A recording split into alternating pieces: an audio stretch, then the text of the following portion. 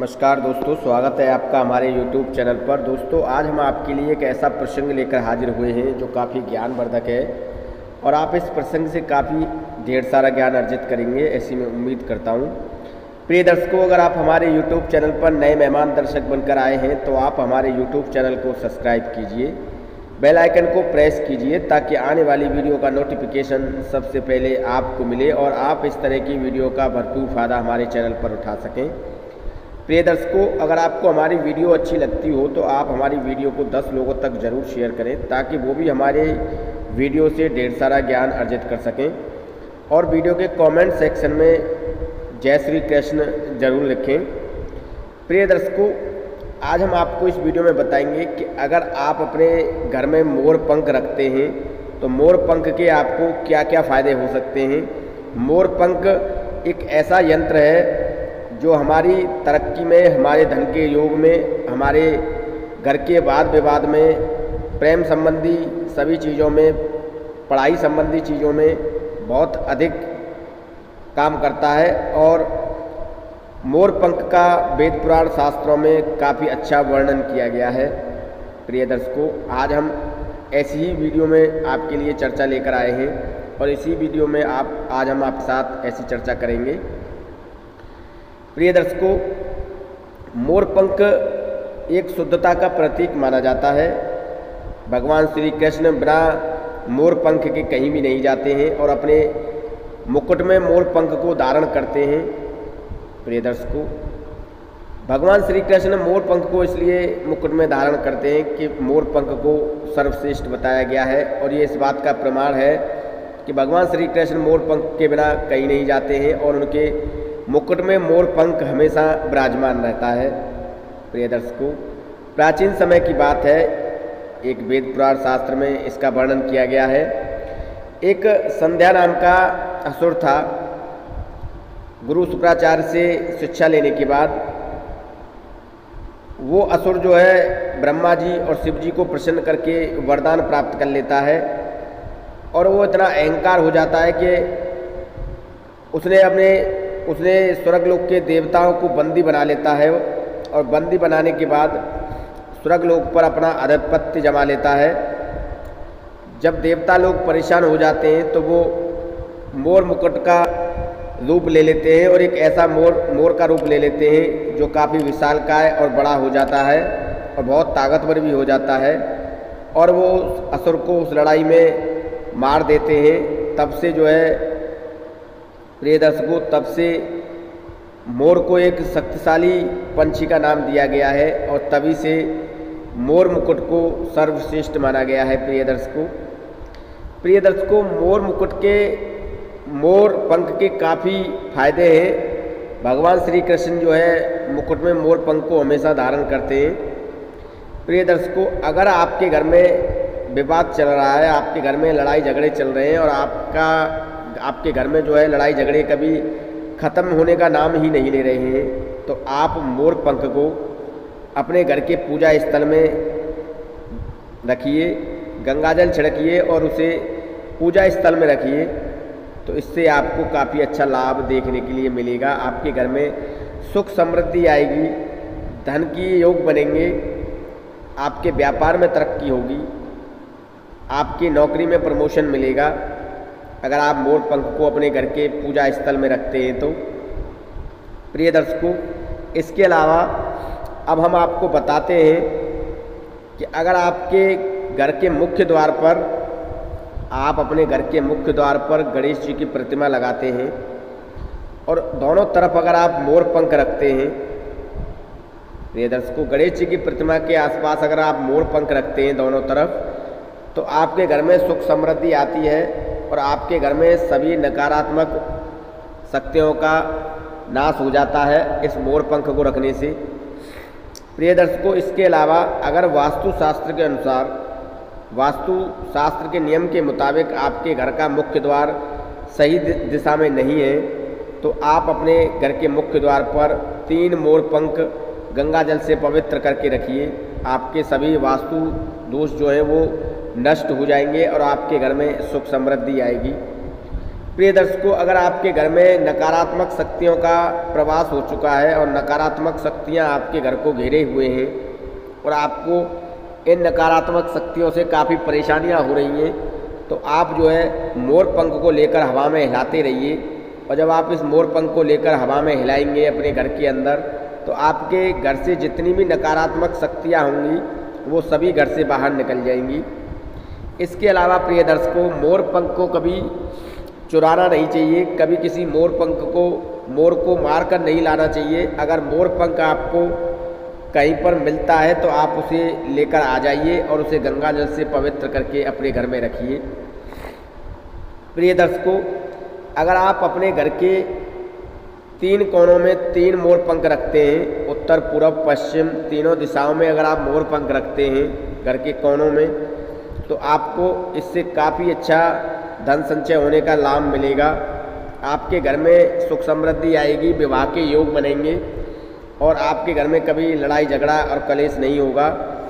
प्रिय दर्शकों, अगर आपका दुश्मन आप पर हावी हो रहा है, आपका दुश्मन आपको ज़्यादा परेशान कर रहा है, तो आप मोर पंख को सुबह सुबह उठकर आप जो है हनुमान जी के मंदिर में जाइए, मोर पंख हाथ में लेकर जाइए और हनुमान जी के माथे का तिलक लगाइए मोर पंख पर और उसे किसी कुएं में या किसी नदी में प्रवाहित कर दीजिए। तो आपका दुश्मन आपका कुछ नहीं बिगाड़ पाएगा और आपके दुश्मन आपसे दूर होते चले जाएंगे। इसके अलावा प्रिय दर्शकों, इसके अलावा अगर आपके घर में धन संचय नहीं हो रहा है, धन के योग नहीं बन रहे हैं, तो आप मोर पंख को किसी कुएं में प्रभावित कर सकते हैं। तो आपके घर में जो भी नकारात्मक शक्तियां हैं वो उस मोर पंख के प्रवाहित होने के साथ ही आपके घर से हमेशा के लिए चली जाएंगी। प्रिय दर्शकों, इसके अलावा अगर आप पढ़ाई करते हैं और पढ़ाई करने में आपका मन नहीं लग रहा है, आप जी तोड़ मेहनत कर रहे हैं और आपके अच्छे नंबर नहीं आते हैं, आप पढ़ाई में अच्छी अंक से पास नहीं होते हैं, तो आपको माँ सरस्वती के आगे मोर पंख को रखना चाहिए। पहले आप मोर पंख को गंगा जल से पवित्र कीजिए, इसके बाद माँ सरस्वती के चरणों में आप मोर पंख को रखिए। इसके बाद आप उस मोर पंख को अपनी किताब में रख लीजिए। ऐसा करने से आपका पढ़ाई में मन लगेगा, आपके परीक्षा में अच्छे अंक आएंगे, आप जो है हमेशा पढ़ाई में नंबर 1 की पोजीशन पर रहेंगे। ऐसा वेद पुराण शास्त्रों में वर्णन किया गया है कि जो व्यक्ति अपनी पढ़ाई के दौरान किताब में मोर पंख को रखता है, भगवान श्री कृष्ण की कृपा उस व्यक्ति पर हमेशा बनी रहती है और वो व्यक्ति पढ़ाई में हमेशा आगे रहता है और पढ़ाई में आगे होने के बाद वो व्यक्ति अच्छी तरक्की और अच्छी पोजीशन, अपनी व्यापार हो या कोई किसी नौकरी में भी हो, तो वहाँ पर वो अच्छा स्थान प्राप्त करता है। प्रिय दर्शकों, इसके अलावा हम कुछ बातें आपको मोर पंख की और भी बताते हैं। प्रिय दर्शकों, मोर पंख जो होता है वो एक शुद्धता का प्रतीक होता है। इसे सबसे सर्वश्रेष्ठ बताया गया है, वेद पुराण शास्त्रों में सबसे श्रेष्ठ इसे बताया गया है। प्रिय दर्शकों, कभी मोर को मारकर मोर पंख नहीं लाना चाहिए। अगर मोर पंख आपको कहीं ऐसे ही मिल जाता है रास्ते में, तो आप उसे गंगा जल से पवित्र करके अपने घर में स्थापित कर सकते हैं। प्रिय दर्शकों, घर एक मंदिर होता है और मंदिर में जब लोग शांति से नहीं रहते हैं, लड़ाई झगड़ा करते हैं, तो प्रिय दर्शकों उस घर की सुख शांति चली जाती है, उस घर से लक्ष्मी हमेशा के लिए दुष्ट होकर चली जाती है। माँ लक्ष्मी की कृपा उस घर पर कभी नहीं रहती है। तो अगर आपके घर में लड़ाई झगड़ा और कलेश रहता है, तो आप मोर पंख को अपने घर के पूजा स्थल में स्थापित कीजिए और एक बांसुरी भी रख दीजिए, क्योंकि बांसुरी और मोर पंख का जो संबंध है वो भगवान श्री कृष्ण से काफ़ी पुराना है और ये एक शुद्धता और प्रेम का प्रतीक है। तो आप मोर पंख के साथ अगर बांसुरी को भी स्थापित करते हैं अपने घर के पूजा स्थल में, तो आपके घर में हमेशा के लिए लड़ाई झगड़ा खत्म हो जाएगा और आपके घर में प्रेम संबंध बनेंगे। पति पत्नी में लड़ाई झगड़ा रहता है, तो पति पत्नी के लड़ाई झगड़े में भी यह यंत्र काफ़ी काम आता है। आप मोर पंख और बांसुरी के साथ अगर उसे स्थापित करते हैं, तो आपके पति पत्नी के लड़ाई झगड़े को भी ये ख़त्म कर देता है। इसके अलावा प्रिय दर्शकों, अब हम आपको कबूतर के बारे में बताते हैं कि कबूतर का पंख जो होता है वो कितना उपयोगी होता है।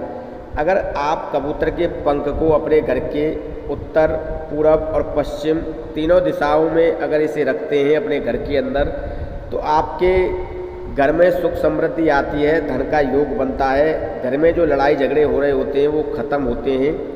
और अगर आप कबूतर के पंख को तिजोरी में रखते हैं, अपने घर की तिजोरी में रखते हैं जहां आप अपना धन रखते हों, अगर वहां पर आप इस कबूतर के पंख को रखते हैं तो आपके घर में धन संचय के योग बनते हैं और आपके व्यापार में तरक्की के योग बनते हैं और आपके व्यापार में काफ़ी अच्छी आपको सफलता मिलती है।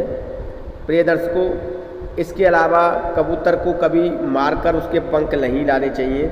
अगर कबूतर के पंख आपको किसी छत पर या किसी रास्ते में अगर मिल जाते हैं तो आप उसे ऐसे ही लाकर शुद्ध जल से या गंगा जल से पवित्र कर लें और इसके बाद अपने घर में उसे तिजोरी या घर के कोनों में स्थापित करें। तो इससे आपके घर में शुद्धता बनी रहती है, सुख समृद्धि बनी रहती है, धन के योग बनते हैं।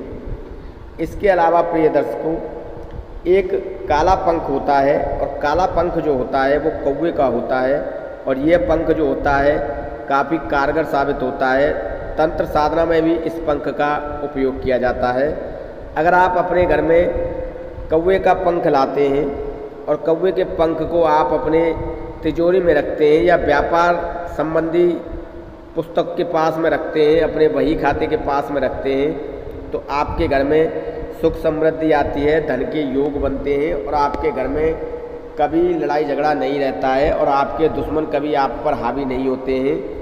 आपके समाज में आपको सम्मान मिलता है, आपके समाज में आपको लोग जो है अच्छी नज़रों से देखते हैं, आपको सम्मान देते हैं, आपके व्यापार में तरक्की के रास्ते खुलते हैं, नौकरी में आपको प्रमोशन मिलता है अगर आप कौवे का पंख अपने घर में स्थापित करते हैं। तो प्रिय दर्शकों, कौवे को मारकर भी कभी कौवे का पंख अपने घर में नहीं लाना चाहिए। जो व्यक्ति ऐसा करते हैं वो पाप के भागीदार हो जाते हैं और माँ लक्ष्मी जी की कृपा उन पर कभी नहीं रहती है और माँ लक्ष्मी उनसे हमेशा के लिए रुष्ट हो जाती हैं। तो कभी कौवे को मारकर उसका पंख नहीं लाना चाहिए। कबूतर को मारकर भी कभी उसका पंख अपने घर में नहीं स्थापित करना चाहिए। मोर को भी मारकर कभी मोर का पंख अपने घर में नहीं लाना चाहिए। वो जो लोग ऐसा करते हैं वो हमेशा पाप के भागीदार बन जाते हैं और उन लोगों पर भगवान श्री कृष्ण और माता लक्ष्मी जी की कृपा कभी नहीं रहती है। अगर आपको मोर का पंख या कबूतर का पंख या कौवे का पंख ऐसे ही कहीं पर मिल जाता है तो आप उसे शुद्ध जल और गंगा जल से शुद्ध कर कर अपने घर में स्थापित कर सकते हैं। तिजोरी वाले स्थान पर आप इसे रख सकते हैं। प्रिय दर्शकों, हम उम्मीद करते हैं जो जानकारी हमने आपको वीडियो में दी है वो सही है और आप इस जानकारी से ढेरों लाभ उठाएंगे। प्रिय दर्शकों, अगर आपको हमारी वीडियो अच्छी लगती है तो 10 लोगों तक ज़रूर शेयर कीजिए ताकि वो भी हमारी वीडियो से ढेर सारा ज्ञान अर्जित कर सकें। प्रिय दर्शकों, अगर आप हमारे YouTube चैनल पर नए मेहमान दर्शक बनकर आए हैं तो आप हमारे YouTube चैनल को सब्सक्राइब कीजिए, बेल आइकन को प्रेस कीजिए ताकि आने वाली वीडियो का नोटिफिकेशन सबसे पहले आपको मिले और आप इस तरह की वीडियो का भरपूर फ़ायदा उठा सकें। नमस्कार, धन्यवाद।